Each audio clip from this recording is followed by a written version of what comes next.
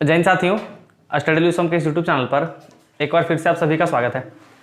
इस वीडियो में हम लोग समझेंगे फंडामेंटल राइट्स मतलब मौलिक अधिकार के बारे में। ठीक है, जैसा कि आप सभी को पता है कि मौलिक अधिकार जो हमारे संविधान में पहले वो 7 था और अभी उसकी संख्या घटा करके 6 कर दी गई है। वर्तमान में भी अगर आप देखते हैं तो 7वां जो मौलिक अधिकार था, जिसको हम लोग संपत्ति का अधिकार जो हम लोग के पास था, उसको मौलिक अधिकार से हटा करके उसको कानूनी अधिकार बना दिया गया और उसको भारतीय संविधान के अनुच्छेद मतलब आर्टिकल 300 का फर्स्ट में डाल दिया गया है। ठीक है, तो अब संपत्ति का अधिकार जो है वो मौलिक अधिकार ना होकर के वो अब एक कानूनी अधिकार है। क्लियर? तो चलिए आज हम लोग इसी के बारे में पूरा डिटेल में समझते हैं। ठीक है, देखिए सबसे पहले बात करते हैं कि मौलिक अधिकार आखिर क्या होता है। ठीक है, तो मौलिक अधिकार एक वैसा अधिकार होता है, ठीक ना, जो किसी व्यक्ति विशेष को मिलता है। अब इसका मतलब ये जो मौलिक अधिकार होता है वो हम लोग को कोई संगठन नहीं देता है, कोई कंपनी के द्वारा नहीं दिया जाता है, कोई सरकार के द्वारा नहीं दिया जाता है, ये हम लोग को जन्म से हम लोग को खुद मिलता है। ठीक है, जैसे एग्जाम्पल के लिए समझिए कि जिसका जन्म भारत में हो, जैसे मेरा जन्म भारत में हुआ तो ऑटोमेटिकली हमको वो सारे मौलिक अधिकार मिल गए हैं जो हमारा संविधान हमको देता है। अब बोलिएगा कि सर जिसका जन्म भारत में हो जाएगा क्या सबको मिलेगा? तो ऐसा नहीं है, इसके लिए भी कुछ क्राइटेरिया है। जैसे अब विदेश के कोई ऐसे लोग हैं जो यहाँ पर काम कर रहे हैं, उनके बच्चे का जन्म यहाँ पर हो गया, तो क्या उसको भी वो सारा मौलिक अधिकार मिल जाएगा जो हमको सारा मौलिक अधिकार मिला है? जी नहीं, बिल्कुल नहीं। तो उसके लिए भी कुछ क्राइटेरिया है। ठीक है, तो मतलब ये मौलिक अधिकार हम लोगों को कोई कंपनी या फिर कोई सरकार या फिर किसी संगठन के द्वारा नहीं दिया जाता है, बल्कि वो हम लोग को हमारा संविधान ने दिया है। क्लियर यहाँ तक? चलिए अब हम लोग इसमें से देखते हैं कि आखिर हमारा जो मौलिक अधिकार है तो आखिर हमारा संविधान में कहाँ पर है। तो जैसा कि आप सभी को पता है कि हमारे भारतीय संविधान में टोटल 22 भाग हैं और 395 अनुच्छेद है। ठीक है, अगर नॉर्मली अनुच्छेद को माने तो ABCD नहीं मानेंगे, मतलब नॉर्मली। उसी तरह से आखिर हमारा जो मौलिक अधिकार है मतलब जो हमारा फंडामेंटल राइट्स है वो भारतीय संविधान में कहाँ पर उसका उल्लेख किया गया? तो देखिए वो उसका भाग 3 में किया गया। कहाँ पर किया गया है? भाग 3 में किया गया है। ठीक है, और ये जो मौलिक अधिकार है वो आखिर कहाँ से लिया गया? ठीक है, तो जब हम लोग का भारत का जब संविधान बन रहा था, जब संविधान सभा थी, तो वो आप लोगों को पता है कि हमारा भारतीय संविधान में विदेश के बहुत सारे ऐसे देशों का संविधान का कुछ चीज़ को जो है वो उठा करके हमारे भारतीय संविधान में उसको ऐड कर दिया गया, मतलब जोड़ दिया गया। उसी में से एक जो है वो हमारा मौलिक अधिकार मतलब फंडामेंटल राइट्स है, जिसको जो है वो अमेरिका के संविधान से लिया गया है। कहाँ के संविधान से? अमेरिका के संविधान से लिया गया। ठीक है, और हमारा जो मौलिक अधिकार है वो अनुच्छेद 12 से लेकर के 35 तक। देखिए क्योंकि जब आप भाग की बात कर रहे हैं कि हमारा जो मौलिक अधिकार है अगर वो भाग 3 में है तो इसका मतलब अनुच्छेद में कहीं ना कहीं उसको जगह दीजिएगा। तो अनुच्छेद कौन कहां से कहां तक? तो वो 12 से 35 तक लेकर के वो पूरा का पूरा अनुच्छेद आएगा। ठीक है, तो आज हम लोग यहाँ पर एक पॉइंट को समझते हैं। ठीक है, पहला वाला भाग को, बाकी को किसी दूसरे वीडियो में। देखिए अब इसको याद कैसे रखिएगा? बहुत सारे लोगों को शिकायत होता है सर याद कैसे रखें। तो देखिए मौलिक अधिकार, अधिकार में क्या है? आ, तो आ कैसे बनता है? ऐसे 3 अगर हम लिखते हैं तो आ बनता है। ठीक है, तो आप ऐसे याद रख सकते हैं। ठीक है, अधिकार में आ जो होता है वो 3 के पहले 3 लिखते हैं फिर उसमें आ बनाते हैं। तो आप ऐसे याद रख सकते हैं कि हमारे भारतीय संविधान में कहाँ पर है? तो तीसरे भाग में है। आप ऐसे भी याद रख सकते हैं कि अमेरिका भी जो होता है वो कहाँ से? आ से अधिकार होता है और आ से अमेरिका होता है, तो अमेरिका के संविधान से लिया गया है। अच्छा आर्टिकल आप कैसे याद रखिएगा? तो देखिए 2 और 1 कितना होता है? 3 हो सकता है और यहाँ पर भी 3 है, तो आप ऐसे भी याद रख सकते हैं कि वो जो है वो 12 से 35 तक लेकर के। ठीक है, तो ये चीज़ को 1-2 बार वीडियो में देखिएगा, समझ में आ जाएगा। देखिए उसके बाद अब हम लोग समझते हैं कि आखिर हम लोग का जो अधिकार है, ठीक ना, तो ये कैसा है? ये तो ये नैसर्गिक अधिकार कहा जाता है मौलिक अधिकारों को, मतलब ये नेचुरल है। ठीक है, उसके बाद यहाँ पर एक टर्म आता है मैग्ना कार्टा। एक बार क्वेश्चन पूछा था, शायद SSC का ही एग्जाम था, उसमें से क्वेश्चन पूछा गया था कि संविधान के किस भाग को मैग्ना कार्टा कहते हैं या फिर संविधान के किस भाग को मैग्ना कार्टा कहा जाता है। ठीक ना, तो भारतीय संविधान का भाग 3 है जिसमें से हम लोग का फंडामेंटल राइट्स के बारे में चर्चा की गई है, उसी को हम लोग भारतीय संविधान का मैग्ना कार्टा कहते हैं। आखिर ये मैग्ना कार्टा है क्या? देखिए तो मैग्ना कार्टा एक वर्ड है। ठीक है, मैग्ना कार्टा एक शब्द है जो फ्रेंच वर्ड है, मतलब फ्रांसीसी शब्द है, और जिसमें से मैग्ना कार्टा शब्द का मतलब ये होता है अधिकार। मैग्ना कार्टा शब्द का मतलब अधिकार होता है। क्लियर? और ये जो वर्ड है वो मैग्ना कार्टा फ्रांसीसी वर्ड तो है, लेकिन उसका उपयोग जो किया गया था वो सबसे पहले ब्रिटेन में किया गया था। ठीक है, तो अगर आपसे क्वेश्चन पूछता है कि भारतीय संविधान का मैग्ना कार्टा किसे कहा जाता है, कौन से भाग को, तो भारतीय संविधान के भाग 3 को भारतीय संविधान का मैग्ना कार्टा कहा जाता है। ठीक है, और अगर पूछेगा कि ये जो है वो कौन सा वर्ड है, तो ये एक फ्रेंच वर्ड है और इसका उपयोग सबसे पहले कहाँ किया गया था? तो इंग्लैंड ब्रिटेन में इसका उपयोग किया गया था। यहाँ तक क्लियर है सभी को? चलिए अब इसके बाद बात करते हैं कि हम लोग के यहाँ पर 2 तरीके का अधिकार होता है। एक हम लोग के पास मौलिक अधिकार होता है, एक हम लोग के यहाँ पर कानूनी अधिकार होता है। तो देखिए अब दोनों के अंदर क्या अंतर होता है? देखिए एकदम छोटा सा रिव्यू लेते हैं। मौलिक अधिकार वो अधिकार होते हैं जिसको हमारा सरकार ना हमसे छीन सकती है, ना तो कोई पब्लिक हमसे हमारा वो अधिकार छीन सकती है, ठीक है। लेकिन कई बार ऐसी विपरीत परिस्थितियां देश के सामने होती है जब हमारा मौलिक अधिकार को कुछ समय के लिए सस्पेंड कर दिया जाता है, लेकिन बाद में फिर उसको बाहर कर दी जाती है, ठीक है। तो यह मौलिक अधिकार, ठीक है। लेकिन कानूनी अधिकार वो वैसे अधिकार होते हैं जो गवर्नमेंट जब चाहेगी तब हम लोगों से वो अधिकार छीन लेगी, ठीक है। तो वो होता है कानूनी अधिकार और मौलिक अधिकार में अंतर। यहां तक क्लियर। अब देखिए इसमें से हम लोग देखते हैं कि हम लोग का मौलिक अधिकार जो होगा वो उसको कौन निलंबित कर सकता है, कौन प्रतिबंधित कर सकता है, इसका रक्षक कौन होता है। देखिए ध्यान समझिए, कुछ ऐसे देश के सामने परिस्थितियां होती है जब हम लोग को मौलिक अधिकार को सस्पेंड कर दिया जाता है, ठीक ना। अब कौन कौन से मौलिक अधिकार सस्पेंड होंगे, कौन कौन से नहीं होंगे, वो एक अलग टॉपिक है। अगर कहा जाए तो हमारे भारतीय संविधान का जो हम लोग मानेंगे तो आर्टिकल 20 और 21 जो होता है ना, वो हम लोगों को जो होता है वो आज़ादी मतलब जीवन का वो भरोसा देता है। तो किसी भी विपरीत परिस्थिति में आर्टिकल 20 और 21 को जो है वो छीना नहीं जा सकता है, ठीक है। आर्टिकल 20 और 21 को छीना नहीं जा सकता है, ठीक है। अगर आपके एग्जाम में अगर 21 होता है तो 21 लगाइएगा, अगर 20 होता है सिर्फ तो 20 लगाइएगा, 21 नहीं रहेगा। और अगर 20 और 21 है तो और बढ़िया है तो आप इसको लगा दीजिएगा, ठीक है। अब देखिए इसमें से निलंबित कब कर सकते हैं, जैसे देखिए मान लेते हैं कि देश में आपातकाल की स्थिति हो गई है, ठीक है। जिस तरह से आपको पता है कि इंदिरा गांधी के टाइम में देश में इमरजेंसी लगी थी, ठीक है, तो वो हो गया। या फिर मान लेते हैं फॉर एग्जांपल आप लोगों को पता है कि कुछ दिन पहले जो था वो ट्विटर पर ट्रेंड हुआ था, मोदी जी रोजगार दो, ठीक है। सारे टीचर से मिलकर के इस चीज को ट्रेंड करवाया था। या फिर बहुत बार ऐसे मुद्दे होते हैं लोग ट्विटर पर अक्सर ट्वीट वगैरह करते रहते हैं, ठीक है। अब वैसे मान लेते हैं कि एक ऐसी परिस्थिति बनती है जब चाइना या पाकिस्तान के साथ भारत का युद्ध हो रहा हो, और उस स्थिति में अगर आप ट्विटर पे या फिर अगर आप शोर शराबा करके या फिर अगर आप रैली निकाल के अगर आप ये कहते हैं कि नहीं हमको पहले रोजगार दो, हमको पहले ये काम करो, तो सरकार वैसी स्थिति में जो होगा वो पहले वो देश को प्रायोरिटी देगी, बाद में आप उसके लिए प्रायोरिटी है, ठीक है। तो वैसी स्थिति में आपके मौलिक अधिकारों को, आपको फंडामेंटल राइट्स को सस्पेंड किया जा सकता है, ठीक ना। या फिर जब देश में आपातकाल वगैरह हो तब ये स्थितियां बन सकती है। क्लियर। अच्छा, इसको अगर निलंबित अगर कर सकते हैं, सस्पेंड कर सकते हैं, तो कौन करेगा। तो देखिए इसको निलंबित करने का राष्ट्रपति करते हैं काम, ठीक है। मतलब कौन, प्रेसिडेंट, ठीक है। देखिए निलंबित का मतलब होता है कि जब हमारे मौलिक अधिकारों को एक लिमिट समय के लिए, मतलब 2 महीने, 15 दिन, 4 महीने, इस तरह के समय के लिए जब उसको सस्पेंड कर दिया जाए, ठीक है, तो वो निलंबन कहलाता है, ठीक ना। तो निलंबित करने का काम जो होगा वो राष्ट्रपति करेंगे। लेकिन अगर उस मौलिक अधिकार जो हमारा जो है वो मान लेते हैं कि वो खराब है, ठीक ना, वो हमारे देश के लिए, हमारे देश की सुरक्षा के लिए अगर वो खराब है तो उसको परमानेंटली बैन कर दिया जाएगा, ठीक है। तो वहां पर राष्ट्रपति बैन नहीं करेंगे, वहां पर जो होगा वो हमारा पार्लियामेंट मतलब हमारा संसद जो होगा वो बंद करेगा, ठीक है। अब देखिए अगर बात करते हैं, अगर पार्लियामेंट अगर उसको बैन कर देता है तो इसका मतलब वो जो होगा मौलिक अधिकार खत्म हो जाएगा। जैसे जो संपत्ति का अधिकार था, ठीक है, तो मैंने अभी आपको बताया कि वो 7वां मौलिक अधिकार था, लेकिन उसको हटा करके भारतीय संविधान के आर्टिकल 300 का फर्स्ट पार्ट में उसको डाल दिया गया है। अच्छा, इसका रक्षा कौन होगा। जैसे मान लेते हैं फॉर एग्जाम्पल राष्ट्रपति जो होते हैं, आपको पता है कि कहीं ना कहीं राष्ट्रपति की फूफा उतनी ही होती है जितने परिवार, राष्ट्रपति की अहमियत उतनी ही होती है हमारे देश में जितने की परिवार में फूफे की अहमियत होती है। अब उसी तरीके से अगर मान लिया जाए कि राष्ट्रपति जो है वो मेनली किसी ना किसी पॉलिटिकल पार्टी से ही जो होते हैं वो बिल्कुल उनका लगाव होता है वैसा, ठीक ना, भले वो कहे जाते हैं कि राष्ट्रपति हैं लेकिन वैसे होते हैं। अब राष्ट्रपति मान लेते हैं कि वो पार्टी के कहने के ऊपर जो है वो क्या कर दिए, वो जो है वो मौलिक अधिकारों का वो मतलब बैन कर दिए उसको, ठीक है। और उसी तरीके से मान लेते हैं कि अगर जो होगा वो हमारा गवर्नमेंट भी अगर क्या, हमारा जो गवर्नमेंट होगा वो भी गवर्नमेंट भी क्या करेगी कि हमारा संसद भी अगर चाहेगा कि इस मौलिक अधिकार को जो है वो हम उसको प्रतिबंधित कर देते हैं कि हमारा सरकार के खिलाफ कोई भी आवाज़ नहीं उठाएगा, ना तो मीडिया हमारे खिलाफ बोलेगी, ना तो प्रेस हमारे खिलाफ बोलेगी। तो वैसी परिस्थिति में हमारा एक लोकतंत्र का जो गला घुट जाएगा। तो ऐसी परिस्थिति में जो होगा वो कोई एक रक्षक होना चाहिए ना, जो हमारे मौलिक अधिकारों को जो है वो अच्छे तरीके से प्रोटेक्ट कर सके, उसको जो है वो उल्लंघन होने से बचा सके। तो वो होता है हमारा हाई कोर्ट और सुप्रीम कोर्ट, ठीक है। तो मतलब सुप्रीम कोर्ट और हाई कोर्ट जो होता है वो हमारे मौलिक अधिकारों को रक्षा प्रदान करने का काम करता है, मतलब प्रोटेक्ट करता है, ठीक ना, ताकि गवर्नमेंट या प्रेसिडेंट कोई इस तरह का मिसयूज नहीं कर पाए, ठीक है। एक बात और, अगर आपका कोई मौलिक अधिकार, अगर आपको लगता है कि हमारा कोई मौलिक अधिकार अगर उल्लंघन हुआ है, ठीक है, तो आप जो है वो सुप्रीम कोर्ट या हाई कोर्ट का दरवाजा जाकर के सीधे खटखटा सकते हैं और उसके बाद सुप्रीम कोर्ट को आप ये फोर्स कर सकते हैं, ठीक है, कि आप स्टेट से कहिए या फिर आप सेंट्रल गवर्नमेंट से कहिए कि हमारा यहाँ पर जो है वो मौलिक अधिकार का उल्लंघन हुआ है, तो हमारे इस मौलिक अधिकार का जो उल्लंघन हो रहा है, ठीक है, तो उसको वो ना करे। यहाँ तक क्लियर। अच्छा, एक क्वेश्चन एक बार पूछा था कि क्या हमारा जो मौलिक अधिकार है वो क्या वो वाद योग्य है। अब लोगों को समझ में नहीं आता कि वाद योग क्या होता है। देखिए वाद योग का मतलब होता है बातचीत करना। मतलब जैसे देखिए क्यों किया, हम पूछेंगे कि भाई अगर मेरा एग्जाम्पल के लिए मान लीजिए कि अगर मेरा मौलिक अधिकार अगर सस्पेंड कर दिया गया, ठीक है, अगर मेरा मौलिक अधिकार हमसे छीन लिया गया तो क्यों छीना गया, हम क्वेश्चन पूछेंगे कि नहीं पूछेंगे। हम पूछेंगे क्यों किया, तो कहेगा कि इसलिए किया, फिर कहेंगे क्यों किया, फिर कहेंगे इसलिए किया। तो मतलब ये जो है क्या हमारा मौलिक अधिकार वाद योग्य है, मतलब बातचीत हम लोग कर सकते हैं, क्यों किया नहीं किया इस तरीके से, तो हाँ तो कर सकते हैं। यहाँ तक क्लियर।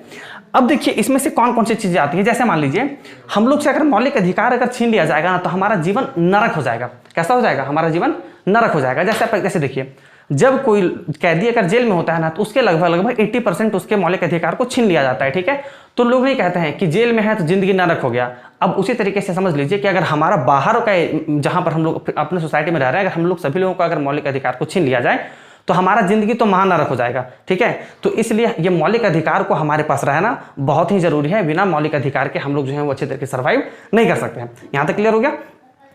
चलिए अब देखते हैं इसके आगे कि मौलिक अधिकार हैं तो कौन कौन से मौलिक अधिकार है, वो अनुच्छेद कौन कौन सा है, ठीक है। देखिए अब हम लोग समझते हैं हम लोग का जो फंडामेंटल राइट्स है मतलब जो मौलिक अधिकार है उसमें से हम लोग आज समानता के अधिकार के बारे में पढ़ते हैं, मतलब जिसको हम आप लोग इंग्लिश में राइट टू इक्वालिटी भी कह सकते हैं। जैसा कि आप लोग को पता है कि हमारे भारतीय संविधान में अभी 6 मौलिक अधिकार है जिसको अनुच्छेद 12 से लेकर के 35 के बीच में रखा गया है, ठीक है। अब इसमें से जो है ना वो 12 से लेकर के 35 में समझेंगे तो सारा को अभी नहीं समझेंगे, हम एक एक करके समझेंगे। देखिए अनुच्छेद 12 और 13 में जो है ना वो बताया गया है हमारा जो मौलिक अधिकार का परिभाषा क्या होगा उन सभी के बारे में, और अनुच्छेद 14 से लेकर के 18 तक समानता का अधिकार मतलब राइट टू इक्वालिटी के बारे में बताया गया है, ठीक है। अब हम लोग इसको एक एक करके समझते हैं। देखिए सबसे पहला आर्टिकल 12 ये कहता है कि हम लोग को परिभाषा बताता है आखिर मौलिक अधिकार का परिभाषा क्या होगा, ठीक है। जैसा कि मैंने आपको स्टार्टिंग में बताया कि मौलिक अधिकार का क्या क्या परिभाषा है, तो उसके बाद इसमें से एक और पॉइंट आता है कि राज्य कोई भी एक ऐसा कानून नहीं बनाएगा जिससे किसी के व्यक्ति का भी मौलिक अधिकारों का उल्लंघन हो, ठीक है। तो राज्य को या सेंट्रल गवर्नमेंट को यह अधिकार नहीं है कि वो कोई एक ऐसा कानून बनाए, ठीक है, जिससे किसी भी लोगों का, चाहे तो वो किसी धर्म के आधार पर, जाति के आधार पर, लिंग के आधार पर या फिर जन्म स्थान के आधार पर, इन सभी के आधार पर वो किसी भी व्यक्ति का जो है वो ऐसा कानून नहीं बनाए जिसके कारण उसका जो है वो मौलिक अधिकार का उल्लंघन होता है। क्लियर? उसके बाद सेंट्रल गवर्नमेंट, स्टेट गवर्नमेंट और लोकल गवर्नमेंट को भी कुछ कुछ पावर दिया गया है। जैसे देखिए अगर पब्लिक को अगर हम लोग वैसे अगर बिना वैसे छोड़ देते हैं ना तो वो लोग छूटे सांड की तरह घूमते करेंगे। जैसे देखिए सेंट्रल गवर्नमेंट को कुछ अथॉरिटीज मिली हुई है, स्टेट गवर्नमेंट को भी, लोकल गवर्नमेंट को। एग्जांपल के लिए समझ लीजिए कि आप लोग को एक इंसिडेंट याद होगा कि जब सुशांत सिंह राजपूत का जब हुआ था वो वाला मैटर, तो उस समय कंगना रनौत का जो था वो घर तोड़ दिया गया था बॉम्बे म्युनिसिपल कॉर्पोरेशन मतलब बीएमसी के द्वारा, ठीक है। बीएमसी का आर्गुमेंट ये आया था कि कंगना रनौत का जो घर है वो उस नक्शे के अनुसार नहीं है जिस नक्शे के अनुसार उनका होना चाहिए और तोड़ दिया। हालांकि वो पॉलिटिकल था कि क्या था वो एक अलग चर्चा का विषय है। अब इसमें से ना जैसे मान लेते हैं कि इन सभी को भी कुछ ना कुछ अथॉरिटीज मिलना जरूरी हो जाता है, नहीं तो फिर पब्लिक भी जो होगा इसका मिसयूज नहीं तो करने लगता है। अब मान लेते हैं कि कोई अगर रोड के ऊपर अगर कोई घर बना रहा है, ठीक है, तो क्या वहां पर सेंट्रल गवर्नमेंट देखने के लिए आएगी? बिल्कुल नहीं देखने के लिए आएगी। क्या स्टेट गवर्नमेंट देखने के लिए आएगी? नहीं देखेगी। तो कौन देखेगा? लोकल वहां पर गवर्नमेंट बॉडीज देखेगा। अगर गांव है तो मुखिया सरपंच वगैरह देख लेंगे, वार्ड पार्षद वगैरह देख लेंगे। अगर शहर है तो मेयर वगैरह वार्ड पार्षद वगैरह देख लेंगे, ठीक है, इस तरीके से। उसके बाद हमारे यहाँ पर जो है वो कुछ और भी जो ऑर्गेनाइजेशन है उन सभी को भी जो है वो अथॉरिटी मिली हुई है, ठीक है। देखिए वो कौन कौन सी ऑर्गेनाइजेशन? Electric board. अब इलेक्ट्रिक जो बोर्ड है, ठीक है, इसको कुछ जो है वो ऑर्गेनाइजेशन, इलेक्ट्रिक बोर्ड को जो है वो कुछ अथॉरिटीज मिली हुई है। अब बोलिएगा कि सर अगर राइट टू इक्वालिटी कह रहा है तो आप लोग गांव में बहुत बार देखते होंगे कि बहुत लोग क्या करते हैं ना कि बिजली वाला तार में टोका लगाते हैं और फिर उसको जब आते हैं चेकिंग में तो छुड़वा लेते हैं, फिर लगाते हैं फिर छुड़ा लेते हैं, ठीक है। तो इस तरीके में आप कह सकते हैं कि सर दूसरा आदमी जला रहा है, इसको कहीं जला दे रहे हैं, वहां पर तो राइट इक्वालिटी होना चाहिए, तो नहीं। या फिर बहुत बार आप देखते होंगे कि जिसका बिजली का बिल 10,000 रुपया तक हो जाता है ना, तो बिजली विभाग के लोग आते हैं और उसका घर में तार को काट देते हैं, उसको लाइन जलाने नहीं देते हैं। तो आप वहां पर कहिए कि सर राइट इक्वालिटी कहीं नहीं, दूसरे को जलाने मिल रहा है, इसको जलाने के लिए कहीं नहीं मिल रहा है, तो वैसे अगर छोड़ देंगे तो कहीं बिजली का बिल नहीं भरेगा। तो इसलिए कुछ अथॉरिटीज हैं जिनको जो है वो एडिशनल पावर दिया जाता है, ठीक है। उसके बाद बैंक। अब अक्सर देखते होंगे कि जब लोग बैंक में जो लोन नहीं देते हैं तो उनका खेत नीलाम कर दिया जाता है, जो लोन के टाइम में जो उसका पेपर वगैरह रहता है वो वाला, और भी बहुत कुछ। उसके बाद हम लोग बात करते हैं एयरपोर्ट अथॉरिटी की। देखिए एयरपोर्ट जो होता है ना वो अपने आप में एक शहर है, ठीक है। आप ऐसे समझ लीजिए, अभी कभी जब आपको अगर मौका मिले, जब आप कभी एयरपोर्ट जाइएगा तो देखिएगा वो अपने आप में एक शहर होता है, ठीक है। और एयरपोर्ट की अथॉरिटी की अपनी अलग कानून होती है। आप एयरपोर्ट के अगल बगल में 5 तल्ला या 7 तल्ले की बिल्डिंग या 10 तल्ले की बिल्डिंग को नहीं बना सकते हैं, ठीक है। इसका रीजन है, जैसे देखिए अगर आप उतना ऊंचा अगर आप बिल्डिंग बनाइएगा तो जब पायलट जब जहाज को अगर लेकर के आएगा तो उसको तो रनवे दिखेगा ही नहीं, और पता चलेगा कि वो आगे निकल गया। अब दूर से दिखता नहीं है। अब कहिएगा सर अचानक ब्रेक मार लेंगे तो ऐसे कैसे होगा? अचानक तो स्पीड कम नहीं हो सकता है ना, ठीक है। तो एयरपोर्ट अथॉरिटी का ये कहना होता है कि हम अपने एयरपोर्ट के अगल बगल में बहुत हाई जो ऊंचे वाले बिल्डिंग होंगे उन सभी को बनाने का जो होता है परमिशन नहीं होता है, ठीक है। तो ये इनको अथॉरिटी मिली हुई है। उसके बाद अगर हम बात करते हैं आर्टिकल 13 मतलब अनुच्छेद 13 के, तो इसमें से अल्पीकरण मतलब डिरोगेशन का है, और एक है असंगत मतलब इनकॉन्सिस्टेंस का है, ठीक है। अब ये अल्पीकरण और असंगत क्या कहता है? देखिए अल्पीकरण और असंगत ये कहता है कि हम लोगों को कोई भी ऐसा काम नहीं करना है, ठीक है। वैसे हम लोगों को जब मौलिक अधिकार अगर मिला है तो अच्छी बात है कि नहीं, लेकिन हम लोगों को अपने मौलिक अधिकार की आड़ में हम लोग को कोई ऐसा काम नहीं करना है जिससे कि दूसरों को कुछ हर्ट होता हो, ठीक है, या फिर दूसरे की भावनाओं को जो है वो ठेस पहुंचता हो, ठीक है। अगर ऐसा होता है तो वैसी परिस्थिति में हमारा जो मौलिक अधिकार होगा उसका जो दायरा होगा, उसका जो मतलब कह सकते हैं एरिया होगा, उसको घटा दिया जाएगा, ठीक है। जैसे आप ऐसे समझिए कि क्या हो सकता है। अब इसमें से देखिए असंगत का मतलब क्या है। जैसे मान लेते हैं कि आपको तो अधिकार है गाड़ी चलाने का, तो क्या किसी का घर में घुसा के चलाइएगा, क्या कहिएगा कि मेरा अधिकार है? नहीं भाई, वहां पर आपका तो अधिकार है, लेकिन वहां पर दूसरे का भी तो अधिकार है। दूसरे को भी तो उतना ही शान से जीने का अधिकार है जितना आपको शान से जीने का अधिकार है। दूसरे का भी तो उतना ही मौलिक अधिकार है ना, ठीक है, जितना कि आपको अधिकार है। तो क्या उसको जाके उसके घर में जाके गाड़ी चलाइएगा? नहीं चलाइएगा। तो वैसे में आपका आप कहिएगा कि मौलिक अधिकार है, तो वैसे स्थिति में आपका जो है वो कम कर दिया जाएगा। अब मान लेते हैं, अब कहिएगा कि हमको तो जो है वो पूरा देश में कहीं पर भी फ्रीडम से घूमने का अधिकार है, तो केकरो बेड में जाकर रात में घुस जाएगा, कहिएगा अरे अरे क्या कर रहा है? तो ऐसा नहीं हो सकता है ना। अब मान लीजिए कि भाई अगर मौलिक अधिकार है तो आपका मौलिक अधिकार है तो उसका भी मौलिक अधिकार है, जितना शान से जीने का अधिकार है उतना तो उसको भी शान से जीने का अधिकार है। अब ऐसे मान सकते हैं कि चलिए अगर किसी हम ऐसे हम कह सकते हैं कि जैसे मान लेते हैं कि और भी बहुत सारा ऐसा काम होता है जिसमें से दूसरे के भी मौलिक अधिकारों का ख्याल आपको रखना पड़ेगा, नहीं तो आपका दायरा घटा दिया जाएगा। अब इसमें से एक चीज बात और आती है, यहाँ पर हम लिखे संविधान और पूर्व और बाद। अब देखिए हमारा, जैसे आपको पता है कि हमारा संविधान कब लागू हुआ था? 26 जनवरी 1950 को लागू हुआ था। तो इस आर्टिकल 13 में ये कहा गया है, ठीक है, कि हमारे संविधान में पहले से भी, हमारे संविधान जब बन के जब तैयार हुआ था 26 जनवरी 1950 को जब लागू हुआ था, तो उसके पहले भी हम लोग के पास कुछ नियम और कानून है और उसके बाद भी हम लोग के पास कुछ नियम और कानून बनाए गए, ठीक ना। तो वो सारे नियम और कानून हम लोग का लागू रहेंगे, लेकिन वो नियम कानून ही लागू रहेंगे जिससे हमारा मौलिक अधिकार को कोई खतरा नहीं है, मतलब हमारा मौलिक अधिकार उससे नुकसान नहीं होता है। उन सभी मौलिक अधिकारों को बचाना हम लोग का काम है, और जब मौलिक अधिकार को अगर वो हनन नहीं हो रहा है तो वैसे ही नियम और कानूनों को हम लोग अभी तक उसको लेकर के चल रहे हैं। जैसे हम आपको एग्जाम्पल देते हैं, जैसे सीपीसी, ठीक है, CrPC criminal procedure code, IPC Indian penal code, ठीक है। तो ये सारा पर्सनल लॉ की बात करते हैं, तो ये सारा क्या है? ये सारा हम लोग का आजादी से पहले का, मतलब जब हमारा संविधान बना था उसके पहले का सीआरपीसी, आईपीसी, सीपीसी वगैरह कब का कानून है? ये तो बहुत पुराने का कानून है, ठीक है। तो अभी तक वो चल रहा है कि नहीं चल रहा है? तो इसमें आर्टिकल 13 में ये कहा गया है कि संविधान बनने के पहले वैसे जो भी कानून होंगे जिससे हमारा मौलिक अधिकार खतरे में नहीं पड़ता हो तो वो लागू रहेगा, और संविधान बनने के बाद भी सरकार वैसा कोई कानून नहीं बनाएगी जिससे कि हमारा मौलिक अधिकार जो होगा उसका हनन नहीं होता हो। क्लियर? अच्छा, इसमें एक बात हो जाता है 3 तलाक का। आप लोग बात करते होंगे पर्सनल लॉ, तो आपको पता है कि पर्सनल लॉ जो है वो भी बहुत पहले आ गया था। पर्सनल लॉ हिंदुओं के लिए भारत में भी अलग कानून है और मुसलमानों के लिए जो होता है वो अलग कानून है। यहाँ पर धर्म के अनुसार कानून चलता है, ठीक है। और इसीलिए आप लोग कभी कभी सुनते होंगे कि बहस भी होता है अक्सर कि सब लोग यूनिफॉर्म सिविल कोड की मांग करते हैं, ठीक है, मतलब समान सिविल संहिता की लोग बात करते हैं, ठीक है। हालांकि गवर्नमेंट इसकी तैयारी में है, लोग हल्ला करते ही रह जाएंगे, लेकिन गवर्नमेंट जो है वो यूनिफॉर्म सिविल कोड को लेकर के आ जाएगी, ठीक है। कि जो लोग जितना हल्ला जिसको करना है कर लो, जो पढ़े लिखे लोग हैं उनको कोई दिक्कत नहीं है, यूनिफॉर्म सिविल कोड से सबके लिए कानून जो होगा वो बराबर रहेगा, ठीक है। अब इसमें से एक मुद्दा आया था 3 तलाक का। 3 तलाक के टाइम में सुप्रीम कोर्ट ने, शायद आपको लोगों को पता होगा कि वो बानो जी का जो केस था उसमें से क्या हुआ, सुप्रीम कोर्ट में हो गई और केस कर दी कि हमारा मौलिक अधिकार का हनन हो रहा है। अब इसमें से जो है वो जब वहां पर जब मौलाना लोग गए तो मौलाना लोग ने क्या कहा सुप्रीम कोर्ट के जज से कि नहीं, ये हमारा ये पर्सनल लॉ है। पर्सनल लॉ मतलब हिंदुओं के लिए अलग कानून, मुसलमानों के लिए अलग कानून। तो सुप्रीम कोर्ट ने वहां पर कहा क्या कि हाँ ठीक है, मानते हैं कि हमारा संविधान कह रहा है कि आप तो कह रहे हैं कि जो है वो हमारा पर्सनल कानून है, ठीक ना, हमारा जो है पर्सनल लॉ है, ये मानते हैं, लेकिन हमारे संविधान में ये भी कहा गया है कि हमारे संविधान के पहले बनने, हमारे संविधान के लागू होने से पहले का भी अगर कोई कानून हो तो उस कानून के कारण अगर किसी का मौलिक अधिकार का अगर हनन होता है तो उस कानून को हटा दिया जाएगा, ठीक है, और उसके बाद 3 तलाक को हटा दिया जाएगा, ठीक है। जिसमें से आप लोग अक्सर न्यूज़ पर सुनते होंगे कि व्हाट्सएप पर, फेसबुक पर ऐसे नॉर्मली लोग जो होते थे वो 3 तलाक कह देते थे, लोगों को खत्म हो जाता था रिलेशन, ठीक ना। हालांकि ये गलत था। लोगों को लगता है कि 3 तलाक खत्म हो गया, नहीं भाई, 3 तलाक अभी तक बचा हुआ है। 3 तलाक ना एक्चुअली 3 तरीके का होता है, तलाक हसन, तलाक आहसन और तलाक बिद्दत, ठीक है। तो तलाक ए बिद्दत जो था ना वो खत्म किया गया, जिसको हम लोग 3 तलाक बोलते हैं। तलाक ए हसन और तलाक ए आहसन आज तक है, हम लोग को आज तक मुसलमानों के लिए ये तलाक का प्रोसेस है, ठीक ना। सिर्फ तलाक ए बिद्दत को खत्म किया गया जिसको हम लोग 3 तलाक कहते हैं। यहां तक क्लियर? देखिए अब हम लोग समझते हैं आर्टिकल 14 और 15 को। देखिए एक एक करके सबको समझेंगे। देखिए हमारा आर्टिकल 14 कहता है कि कानून के समक्ष समानता, मतलब इक्वल बिफोर लॉ। बिफोर का मतलब पहले नहीं, मतलब यहाँ सामने, ठीक है, मतलब कानून के समक्ष समानता। कानून के समक्ष जो समानता है वो हमारा यूके से लिया गया है, मतलब ब्रिटेन से लिया गया है, ठीक ना। आप लोग अक्सर जब मूवी वगैरह जब आप लोग देखते होंगे ना तो उसमें देखते होंगे कि जज जहाँ बैठते हैं उनके बगल में एक मूर्ति खड़ा होता है, उनकी आंखों में पट्टी लगा होता है, ठीक है, काले कलर का, और उनके हाथ में एक तलवार होता है। उनका कहना यह है कि तो हम बिल्कुल अंधे हैं, हमारे सामने राष्ट्रपति है कि प्रधानमंत्री है कि लेबर है कि टीचर है कि वकील है, उसको उनको कोई मतलब नहीं है। अगर सबूत मिला, अगर तुम गलत पाएगा तो तुमको छपाक से हम तलवार से काट देंगे। मतलब एग्जाम्पल के लिए कि मतलब इसका वहां पर शो करने का मेन रीजन ये है कि हमारे सामने, कानून के सामने सभी लोग जो है वो बराबर है, ठीक है।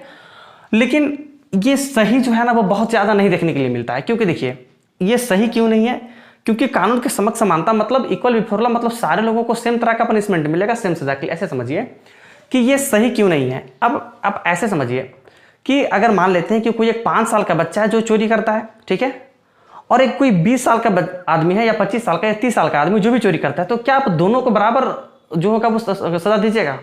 नहीं। एक इंसानियत के नाते, एक मानवता के नाते आप ये चाहिएगा कि नहीं बच्चों को कम सजा मिले और जो बड़ा होगा उसको वो जो है वो ज्यादा सजा मिले, ठीक है। तो इसलिए हम लोग, हमारे संविधान निर्माताओं ने जब इस चीज को देखा, ठीक है, तो ये तो हमारा संविधान में है, और उसके बाद जो है वो कानून का समान संरक्षण, जब अमेरिका के लोगों ने जब संविधान को बना रहे थे ना उन लोग, तो उन लोग को लगा कि नहीं कानून के समान, अगर कानून के समक्ष अगर हम समानता का अगर हम यहाँ पर लेके आते हैं कॉन्सेप्ट को, तो बहुत सारे लोग जो होंगे इसमें से पिस जाएंगे। तो अमेरिका वाले लोगों ने क्या किया, उन लोगों ने कानून के समान संरक्षण को ना लेकर, कानून के समान समानता को ना लेकर के उन्होंने कानून का समान संरक्षण को अप्लाई किया, ठीक ना। और अब हम लोग यहाँ पर जो है वो कानून के समक्ष समानता और कानून के समान जो है वो संरक्षण, अब हम लोग यहाँ पर दोनों तरह का कानून चलता है, ठीक है। अभी अगर आप देखिएगा तो मोस्टली 70% जो है वो हम लोग का देश में कानून का समान संरक्षण मतलब जो यूएसए से लिया गया उसका यूज होता है, और 30% जो है वो हम लोग यहाँ पर कानून के समक्ष समानता का यूज होता है। जैसे आप लोग देखिएगा, अक्सर ना देखिएगा आप लोग कि जब कोई लड़का या लड़की जब कोई भाग जाती है ना, तो लड़के का जब स्टेटमेंट होता है वो जब कोर्ट में जाता है, तो आपको ये पता होगा कि लड़की क्या बोलती है, हमको बहला फुसला के ले गया था, ठीक है। अच्छा एक बात बताइए, क्या वो छोटा है, बच्चा है, बहला फुसला के ले जाएंगे? हाँ चलो चलो चलो ले चलते हैं। नहीं, वो देखो बिल्ली क्या ले जाएंगे? नहीं।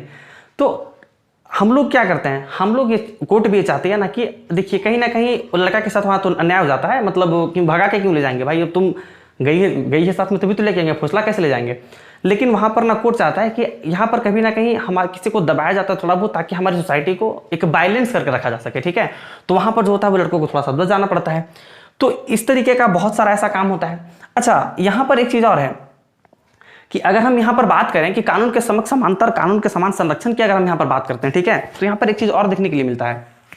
वो चीज क्या है कि देखिए अगर हम बात करते हैं कि हमारे देश में 2 लोगों को जो है वो सजा को माफ करने का अधिकार होता है, पहला राष्ट्रपति और दूसरा जो होता है वो हम लोगों का गवर्नर।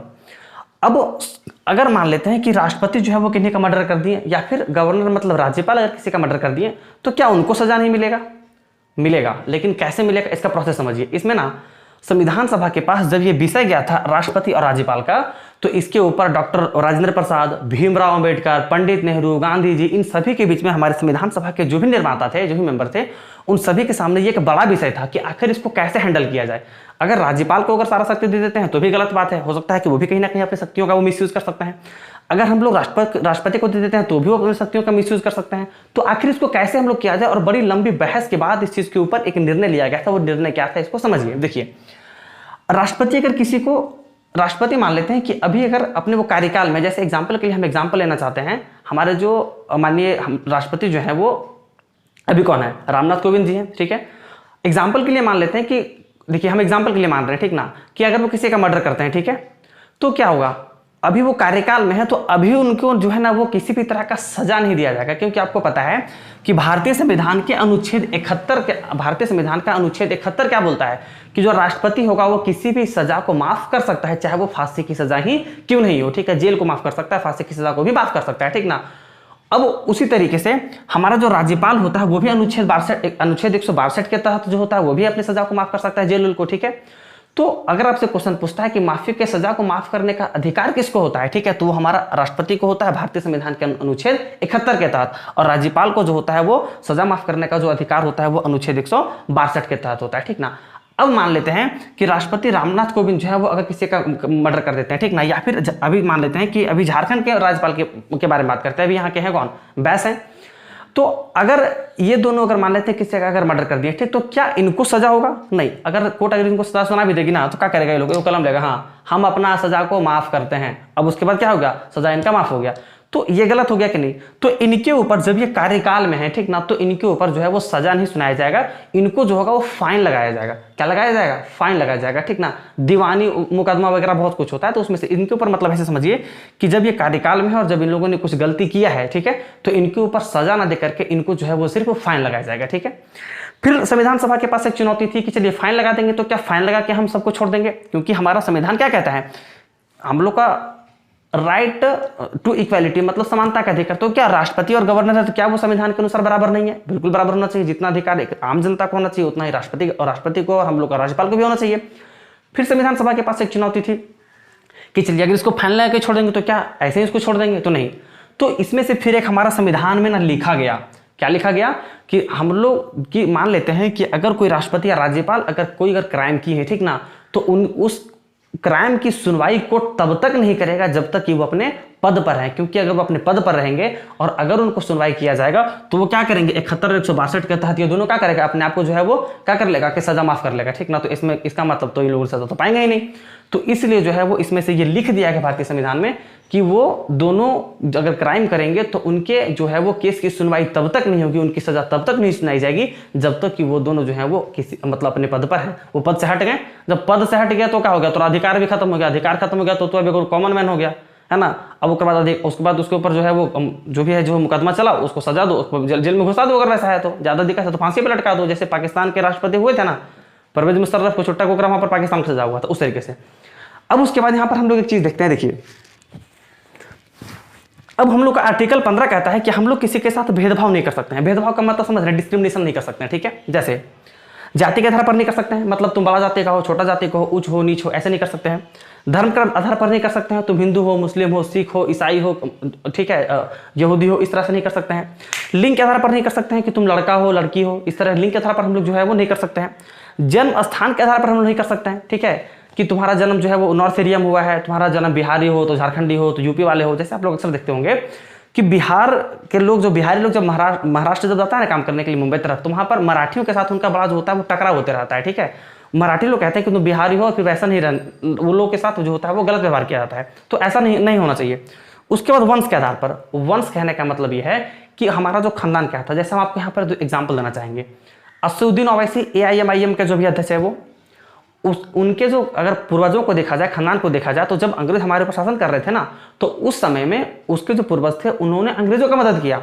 तो क्या अभी जो है वो असदुद्दीन ओवैसी से आप बदला लेंगे? नहीं लेंगे, क्योंकि उनके पूर्वज का बात था। अब वो भी भारत का संविधान मानते हैं। उसी तरीके से ज्योतिरादित्य सिंधिया की अगर हम बात करते हैं, जो कुछ दिन पहले बीजेपी में चले गए कांग्रेस से, तो उनके भी जो परिवार थे उनको अगर देखा जाए तो वो भी आजादी के टाइम में अंग्रेजों को मदद करते थे। तो क्या अब हम उनसे बदला लेंगे? नहीं लेंगे, क्योंकि वो भी भारतीय का संविधान मानते हैं। तो मतलब वंश, जन्म स्थान, लिंग, जाति, धर्म, इस सब के आधार पर जो है वो हम किसी के साथ भेदभाव नहीं कर सकते हैं। अब यहीं पर एक मुद्दा आता है आरक्षण का, जिसको हम लोग बोलते हैं रिजर्वेशन। क्या बोल सकते हैं? रिजर्वेशन, ठीक है। अब बहुत लोग बोलता है कि सर अगर हमारा आर्टिकल अगर 15 कहता है कि हम लोग को जो है वो किसी भी तरीके का भेदभाव नहीं किया जाएगा, तो आखिर जो है वो कुछ लोगों को ऐसा छूट, जैसे SC को मिलता है छूट, ST को मिलता है छूट और OBC को मिलता है, ठीक ना, शेड्यूल कास्ट, शेड्यूल ट्राइब और अदर बैकवर्ड कास्ट, ठीक है। इन लोगों को जो है वो गवर्नमेंट जॉब वगैरह में क्यों छूट मिलता है, ठीक ना। तो देखिए हमारा संविधान एक तरफ ये भी कहता है कि भेदभाव नहीं होगा, और हमारा संविधान एक तरफ ये भी कहता है कि पॉजिटिव डिस्क्रिमिनेशन हो सकता है। कौन सा डिस्क्रिमिनेशन? मतलब पॉजिटिव भेदभाव हो सकता है जो हमारे सोसाइटी के हित में है, ठीक है। जैसे SC ST वाले लोग जो थे, जैसे इसमें से रिजर्वेशन क्या है, देखिए मान लेते हैं कि रिजर्वेशन का हम एक छोटा सा यहां पर ना ग्राफ बनाते, देखिए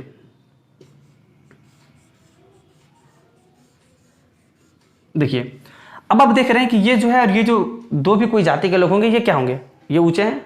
ये जाति और ये जाति और ये जाति क्या है? थोड़ा सा नीचे है, ठीक ना। तो रिजर्वेशन का मेन मोटो ये है कि ये जो बढ़ रहे हैं उसको ऊपर जाने दो, इसको रोकने का कोई जरूरत नहीं है। लेकिन जो नीचे है ना, जो तीन गो, इन लोग को थोड़ा सा नीचे से ना पुश बैक कर दिया जाए, ताकि ये भी जो है वो इसके सामने में आकर क्या हो जाए, मिल जाए। मतलब ये भी जो होगा वो समान में, इनका भी जो होगा वो लेवल तक वो पहुंच जाए। तो ये होता है आरक्षण। तो सुप्रीम कोर्ट का कहना है कि आरक्षण जो है वो एक पॉजिटिव डिस्क्रिमिनेशन है, ठीक ना, मतलब हमारी समाज के भलाई के लिए है। तो इसलिए जो है वो ये कोई किसी तरह का भेदभाव नहीं है, ठीक है। अब देखिए आरक्षण पर लोगों के पास दो तर्क होता है। जिनको आरक्षण मिल रहा है उनको लगता है कि आरक्षण ठीक है, जिनको आरक्षण नहीं मिल रहा है उनको लगता है कि आरक्षण एकदम तुरंत खत्म कर दो, ये बहुत गलत चीज है। और अगर देखा जाए कि आरक्षण अगर गलत होता ना तो सुप्रीम कोर्ट जिस तरीके से 3 तलाक को हटा दिया ना, वैसे ऑर्डर दिया था ना सुप्रीम कोर्ट, उसी तरीके से आरक्षण को भी सुप्रीम कोर्ट क्या करता, हटा देता, ठीक ना। और आने वाले अभी 30 से 40 साल तक भारत से आरक्षण नहीं हटेगा, क्योंकि 2020 में ही आरक्षण का पीरियड खत्म हुआ था, जिसको मोदी सरकार ने उसको संशोधन करके संविधान में 2030 तक ले गए, ठीक है। तो अभी ये 30-40 साल तक खत्म नहीं होगा, इसके लिए आप निश्चिंत रहिए। उसके बाद यहाँ पर एक चीज और भेदभाव आता है, ठीक ना। आखिर जब बराबर की बात है तो कैसे होगा, देखिए इसमें से एक चीज और देखने के लिए मिलता है, क्या देखेंगे कि देखिए बहुत बार क्या होता है ना कि लोगों को, जैसे लेडीज लोग होती है, ठीक है, तो लेडीज लोग को जो होता है वो बहुत भारी भरकम जो काम होता है ना, उन सभी जगहों पर लेडीज लोग को जो होता है वो नहीं दिया जाता है। अब लड़के लोग हमको लिंग के आधार पर भेदभाव कर रहे हैं, तो आपको भेदभाव नहीं कर रहे हैं, जो बहुत भारी काम होता है पर लड़कियों को नहीं दिया जाता है। क्या आप जानते हैं कि बायोलॉजी के अनुसार कि लड़की लोग जो होती है वो लड़के से थोड़ा सा स्ट्रांग उतना नहीं होती है।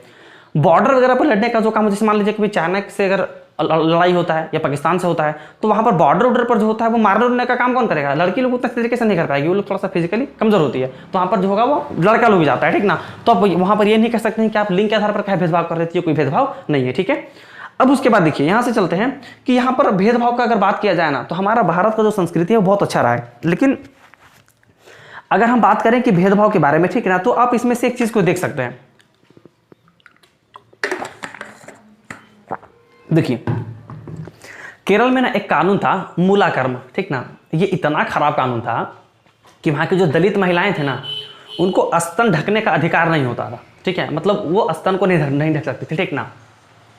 चलिए यहां तक ठीक है, लेकिन हद तो तब हो गया कि स्तन के ऊपर भी टैक्स लगाया जाता था, जिसका स्तन बड़ा उससे ज्यादा टैक्स, जिसका स्तन छोटा उससे कम टैक्स, ठीक है। और ये कितना खराब हमारे समाज के लिए एक मतलब दीमक की तरह ये था, वो समझ सकते हैं आप, ठीक है। तो उन सबको हटा दिया गया, फिलहाल नहीं है, ठीक ना। जैसे सती प्रथा की बात करते हैं तो भी हमारे समाज के लिए बहुत खराब था, ठीक ना। विधवा विवाह जो होता था, पहले विधवा लोगों का विवाह नहीं होता था, वो भी हमारे समाज के लिए बहुत खराब था। हालांकि ये सब चीजें देखने के लिए नहीं मिलती है, लेकिन हमारे संस्कृति में कुछ ऐसी चीजें थी जो हमारी संस्कृति के लिए एक बहुत ही जो था वो एक तरह का अभिशाप के जैसा था, लेकिन अब वो खत्म हो चुका है। अब हम लोग समझते हैं अनुच्छेद 16 को, ठीक है। देखिए अनुच्छेद 16 में यह कहा गया है कि लोक नियोजन में समानता मतलब पद। अब आप लोग इसको ऐसे बोल सकते हैं कि इक्वालिटी ऑफ अपॉर्चुनिटीज, ठीक है। जैसे देखिए हमारा अनुच्छेद 16 कहता है कि आप जाति के आधार पर, लिंग के आधार पर या जन्म स्थान के आधार पर जो है वो किसी भी आदमी को जो है वो जो भी लोक नियोजन की पदें होगी, मतलब जो सरकारी नौकरी होगा, ठीक ना, उसमें से आप किसी को भी जो है वो डिस्क्रिमिनेट नहीं कर सकते हैं, मतलब सभी को इसमें से जो है वो बराबरी का अधिकार होता है, क्लियर। लेकिन यहां पर भी जो होता है वो फिर आरक्षण वाली बात आ जाती है, ठीक है। आरक्षण आपको पता है कि धर्म के आधार पर नहीं मिलता है। जैसे देखिए मुस्लिम धर्म को आरक्षण नहीं मिलता है, जैसे पठान लोग जो होते हैं मुस्लिम धर्म में, वो जो होते हैं वो जनरल में जाते हैं, उनको नहीं मिलता है। अगर हिंदू धर्म की बात करें तो पंडित को नहीं मिलता है, ब्राह्मण को नहीं मिलता है, ठीक है, राजपूत को नहीं मिलता है, भूमियार को नहीं मिलता है, तो ये सारे भी हिंदू धर्म के हैं, तो उनको भी जो होता है वो आरक्षण नहीं मिलता, वो भी जनरल की कैटेगरी में आ जाते हैं। तो आरक्षण जो होता है वो धर्म के आधार पर ना देकर के आरक्षण जो होता है वो जाति के आधार पर दिया जाता है, ठीक है। तो इसलिए इसमें यह कहा गया है कि जो भी सरकारी जो पद होगा उसमें से जो होगा वो सबको इक्वालिटी जो होगा वो अपॉर्चुनिटी का अधिकार होगा। लेकिन यहां पर फिर जो है वो आरक्षण की बात आती है, जिसको मैंने पीछे बताया कि आरक्षण एक पॉजिटिव डिस्क्रिमिनेशन है, ठीक है। अब इसमें से जो होगा वो क्या किया जाता है कि जो जाति के लोग होते हैं तो उस जाति को जो होता है वो कुछ जो होता है वो सरकारी पदों में जो होता है छूट मिलता है। जैसे देखिए कोई अगर एससी के लोग हैं, एसटी के लोग हैं, तो उनको जो होगा वो कट ऑफ कम जाता है उनका, मतलब अगर जनरल के लोग हैं तो अगर उनको 100 नंबर लाना है तो एससी एसटी के लोग अगर 80 लाएंगे तो अब उनका नौकरी हो जाएगा, ठीक है। तो इस तरह का छूट मिल सकता है, लिंग के अनुसार पर मिल सकता है। लड़कियों को देखते होंगे आप लोग छूट मिलता है, फॉर्म वीजा भरते होंगे देखते होंगे, लड़का लोग को लगेगा 200 तो लड़की लोग का लगता है 100 रुपया, ठीक है। तो इस तरीके का। उसके बाद स्थान के आधार पर आप लोग देख सकते हैं कि अक्सर देखिएगा कि सिक्किम तरफ का कुछ एरिया, छत्तीसगढ़ का कुछ एरिया, तो कुछ भारत में कुछ ऐसे क्षेत्र हैं जहां पर विकास एकदम ना के बराबर हुआ है। शुरू से लेकर के आज तक सिर्फ वहां के लोगों को वोट बैंक की राजनीति के लिए यूज किया गया, वहां पर कुछ भी विकास नहीं हुआ है। तो उन सभी जगहों पर जो है वो कुछ ही तरह का जो होगा वो डिस्क्रिमिनेशन जो है वो पॉजिटिव डिस्क्रिमिनेशन देखने के लिए आपको मिल सकता है, क्लियर। अब उसके बाद देखिए आर्टिकल 17 कहता है कि अस्पृश्यता मतलब छुआछूत, मतलब अनटचेबिलिटी। देखिए अब छुआछूत क्या है ना कि आप लोग पहले के समय में क्या होता था कि जो छोटे जो समुदाय के लोग होते थे ना, जैसे हरिजन वगैरह जो होते थे, एससी एसटी के जो लोग होते थे, उनसे बड़े कास्ट के लोग होते थे वो छुआछूत मानते थे, मतलब उनमें टच नहीं होते थे।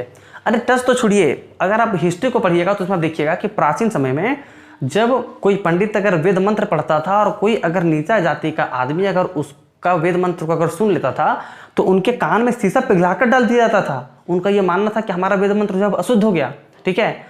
अगर कोई पंडित के घर पर अगर कोई दलित अगर वैसे घुस जाता था, मतलब उनके दरवाजा पर, तो उनको कपड़ा खुलवा करके बैल से एक रस्सी बांध करके बैल को दौड़ा दिया जाता था, और जितना बैल दौड़ता था उतना उसका शरीर रगड़ाता था जमीन पर, ठीक है ना, उतना छिलता था और वैसे उनकी डेथ हो जाती थी। तो ऐसा ऐसा काम किया जाता था। लेकिन अब इन सभी चीज़ों को नहीं है। आर्टिकल 17 कहता है कि अगर आप किसी के साथ अस्पृश्यता करते हैं, अस्पृश्यता करते हैं, ठीक है, तो अगर आप किसी के साथ अस्पृश्यता करते हैं, ठीक ना, तो अस्पृश्यता करेंगे तो आप जो होंगे वो एक दंड पाने के भागी होंगे, ठीक है। अभी छुआछूत जो है वो नहीं करना चाहिए।